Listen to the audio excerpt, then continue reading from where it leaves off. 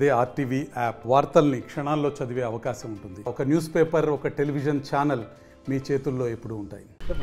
భూమి కోసం, భుక్తి కోసం, ప్రజల విముక్తి కోసం, వెట్టి చాకిరి నుంచి ప్రజలను విముక్తి చేయడం కోసం పేరెన్నికగన్న తెలంగాణ సాయుధ రైతాంగ పోరాటం తెలంగాణలో నడిచింది.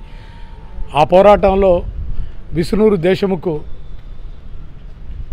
ఐలమ్మ ఆమె పండించినటువంటి పంటని స్వాధీనపరచుకోవడం కోసం ప్రయత్నం చేసినప్పుడు ఐలమ్మ ప్రతిఘటించి చివరికి దేశముకు గుండాల్ని తరిమివేసి ఆ పంటని ఇంట్లో తీసుకొచ్చింది.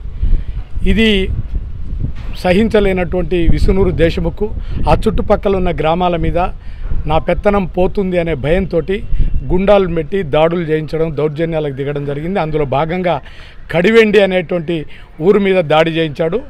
ఆ ఊర్లో జరుగుతున్న దాడికి వ్యతిరేకంగా ప్రజలు పెద్ద ఎత్తున బజార్లకు వచ్చి ఊరేగింపు తీస్తున్న సందర్భంలో ఆ ఊరేగింపులో అగ్రభాగాన ఉన్నటువంటి దొడ్డి కొమరయ్య గారు తెలంగాణ సాయుధ పోరాటం మొట్టమొదటిగా తుపాకీ తూటాలకు అంటే జమీందారీ గుండాలు కాల్చినటువంటి కాల్పుల్లో మొట్టమొదటి తుపాకీ తూటాలకు గురై అమరత్వం చెందాడు. ఆయన మరణం, ఆయన అమరత్వం తెలంగాణ ప్రజల్లో విపరీతమైనటువంటి భూస్వాముల పట్ల ద్వేషభావం రగిలింది. అట్లాగే నిజాం నిరంకుశ పాలనకు వ్యతిరేకంగా కూడా ఆగ్రహ జ్వాలలు పెళ్ళుకి ఆ రకంగా ఆ పోరాటం అక్కడి నుంచి మొదలుకొని తెలంగాణలో మొత్తం సాయుధంగానే ఈ నిజాం నవాబుని దింపేయగలం, దేశముఖుల ఆగడాలను కూడా అరికట్టగలం అనేటువంటి నిర్ణయానికి కమ్యూనిస్ట్ పార్టీ వచ్చి అప్పటి నుంచే సాయుధ రైతాంగ పోరాటం మొదలైంది. దొడ్డి కొమరయ్య గారు 1946 జూలై 4వ తారీఖున చనిపోయినా ఈనాటి వరకు కూడా ఆయనని మొట్టమొదటి అమరుడిగా చరిత్రలో చిరస్థాయిగా చిరస్మరణీయంగా ప్రజల హృదయాల్లో నిలిచుండి ప్రతి చోట ఈరోజు తెలంగాణలో ప్రజలందరూ కూడా పెద్ద ఎత్తున ఘన నివాళులు జరపడానికి కారణం ఆయన పోరాడిన ఆశయం ఈ రోజు కూడా ప్రజల గుండెల్లో ఉంది. దాన్ని సాధించుకోవాలనే తపన కూడా ప్రజల్లో ఉంది. ఏమిటవి? భూమి కోసం. భూమి ఈరోజు భూమి ఇప్పటికి కూడా భూస్వాముల రూపంగా వెళ్ళి ఇంకా కొందరు పెట్టుబడిదారుల చేతుల్లో పురోగవుతున్నది. అట్లాగే సంపద కూడా కేంద్రీకృతం అవుతున్నది. అందుకే దీనికి వ్యతిరేకంగా ఈనాడు కూడా ప్రజలు పెద్ద ఎత్తున పోరాడాల్సిన అవసరం ఉంది. ఆ అవసరాన్ని ప్రజలు గుర్తించారు, పోరాటాలకు దిగుతున్నారు.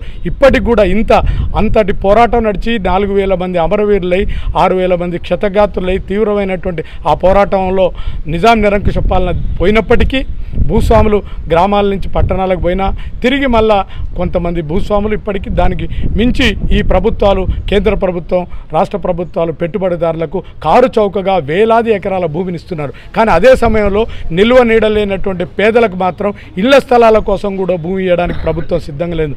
ఉదాహరణకి గత 10 సంవత్సరాలు పాలకులకు ఉన్న టీఆర్ఎస్ వరంగల్లు, కరీంనగరు అట్లాగే ఇతర జిల్లాలలో కూడా పెద్ద ఎత్తున ప్రజలందరూ పేద ప్రజలు నిల్వ నీడ కోసం గుడిసెలు వేసుకుంటే కూడా వాటి నుంచి పోలీసులను పెట్టి గుడిసెలు పీకించి వాళ్ళ మీద నిర్బంధంగా కేసులు పెట్టి జైళ్ళలో పెట్టి చేసినారు. అట్లాగే ఇప్పుడు వచ్చినటువంటి కాంగ్రెస్ ప్రభుత్వం కూడా ఇప్పటికీ ఆ గుడిసెలను ఊడబిగించే పనిలో ఉన్నారు తప్ప గుడిసెలను ఉంచే పరిస్థితులు లేరు. ప్రభుత్వానికి ఎంత విన్నవించినా నేటికి కూడా ఆ భూములు ఇవ్వడానికి సిద్ధంగా లేరు. వాళ్ళ మీద దాడులు, దౌర్జన్యాలు పోలీసులతో చేయిస్తున్నారు. అందుకనే నిల్వ నీడలేని పరిస్థితి పేదలకు ఉన్నది అంటే భూ సమస్య ఈనాటికి ఉంది. అంతేకాదు పోడు భూముల సమస్య అట్లే ఉంది. అట్లాగే ఇంకా భూమి సమస్యలు, అనేక సమస్యలు తెలంగాణలో ఉన్నాయి.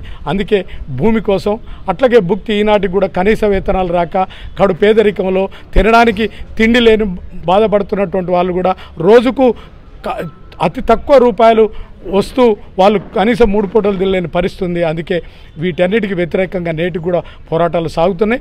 భవిష్యత్తులో కూడా ఈ పోరాటం సాగుతుంది. ఈ సమస్య ఉన్నంత వరకు భూమి అందరి సొత్తు, ప్రకృతి సంపద అయిన భూమి అందరి సొత్తు అయ్యేంత వరకు, అట్లాగే అందరికీ తిండి దొరికే వరకు, అట్లాగే విద్య, వైద్యం, ఇతర సదుపాయాలను అందరికీ కలిగే వరకు ఈ సంపద కొంతమంది చేతిలో పోగైనంత కాలం దానికి వ్యతిరేకంగా పోరాటం నడుస్తుంది. ఆ పోరాటంలో దొడ్డి కొమరయ్య గారు ఈ పోరాటాలన్నిటికీ స్ఫూర్తిదాయకంగా ఉంటాడని, ఆయన స్ఫూర్తితోటి ఈ పోరాటాలను ముందుకు తీసుకుపోవాలని సిపిఎం పార్టీగా మేము ప్రజలందరికీ విజ్ఞప్తి చేస్తున్నాం. కొమరయ్య నిరక్షరాస్యుడు, యాదవ కులానికి చెందినటువంటి వ్యక్తి. 1946 జూలై 4వ తేదీన తొలి అమరుడు సాయుధ తెలంగాణ పోరాటంలో. భూస్వామ్య పెత్తందారులకు వ్యతిరేకంగా మహోత్తర పోరాటాన్ని ప్రజలను ఐక్యం చేసినటువంటి గొప్ప వీరుడు.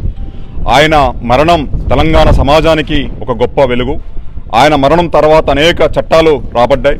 ప్రజల్ని విముక్తి చేసినటువంటి వెట్టిచాకిరి నుండి విముక్తి చేసినటువంటి తొలి అమరుడు. అందుకనే ఎర్రజెండా నీడ కింద అనేక ఉద్యమాలు చేసి పోరాటాలు నడిపినటువంటి వ్యక్తి.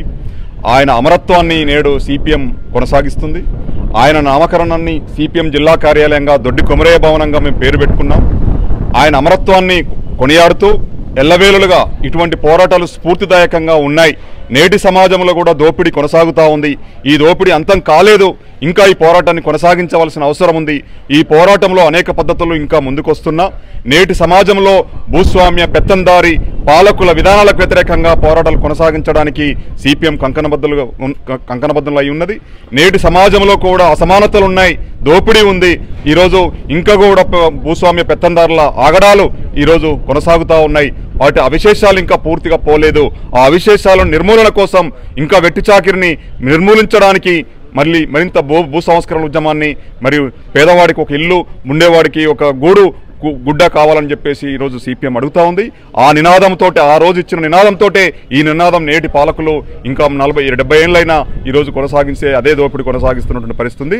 అందుకోసమే మహోత్తర పోరాటాలు రాబోయే కాలంలో దొడ్డి కొమరయ్య అమరత్వాన్ని స్ఫూర్తిదాయకంగా తీసుకొని భవిష్యత్తులో పోరాటాలు కొనసాగించడానికి సిపిఎం సిద్ధమవుతుందని, అందుకు ప్రజలు పెద్ద ఎత్తున కదిలి రావాలని, ఈ ఉద్యమంలో పాల్గొనాలని చెప్పేసి పిలుపునిస్తా ఉన్నాం.